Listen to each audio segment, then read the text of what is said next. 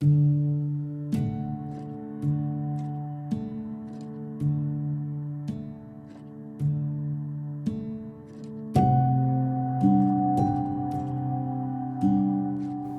of the guys I know in another band, he's had £15,000 in aid from the government.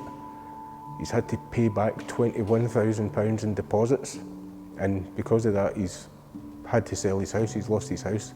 Yeah, it's affected us massively.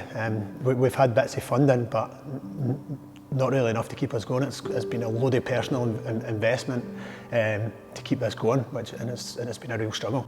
It's just, everything was out in finance, so we needed to defer payments for the PA system. We had Jay's got a unit that we use, we needed to pay that somehow, and it was just... Yeah, it's been tough. It's been tough. Brutal. We've gone from a staff of 11 full-time employees down to 5. Of those 5, only 1 has near approached their full-time hours. We have had 177 dates in the diary that have been cancelled or rescheduled. And then I think I ended up turning over 10% of my projected turnover. So to put that in perspective, I took a final wedding payment yesterday along with 2 deposits, and it was more than I made in 12 months. It's been tough. Stressful. I started losing my hair at the back. I'm not kidding, I'm not showing you, but it's tough, man, it is, it's really tough. And it's hard to put into words, it is, really is. We've been totally ignored. The whole thing, you know, to keep the roof over your head, all your savings that you saved hard for to try and better yourself in life, it's just gone within a flash. 2021 is still very, very up in the air. From having potentially 3 to 4 weddings a week in June, we have 4.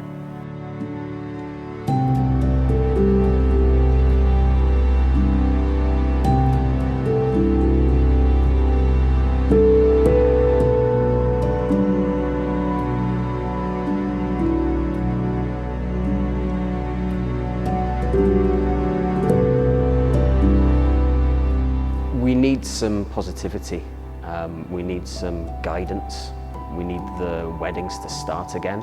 And every time they change the guidelines without telling you, or every time Nicola Sturgeon makes an announcement and it's unclear as well, the phone rings off the hook, the emails start coming in, and you just lose work because people have got no idea what's happening.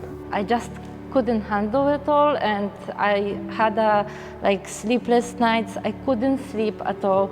My blood pressure got so high. I have to take a medication for it all the time because it was really, really bad. No one seems to know exactly what the rules are. They can change on a whim, they're not announced, and a website will be updated, and it'll be up to the Alliance to say, oh look, this has changed, otherwise I would never have noticed. At the moment, the government just doesn't seem to realise or understand what is needed for our industry. Just a bit of equality, just a bit of fairness. It seems like weddings are being unfairly punished. For whatever reason, I don't know, but there's allowed to be large football events. Download happened at the weekend there with a full capacity with no masks, and yet we're allowed 40 people in a 200 capacity venue. Rescheduling. We've lost a lot of money as well. We've lost a fortune. We have. We just since March just watched everything just fall apart one by one, and it's still happening. It's no getting any better.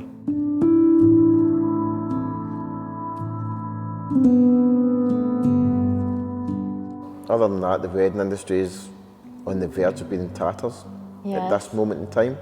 Something needs to happen because it's not going to take long before this impacts more businesses, and there's more business closures, especially in the wedding industry.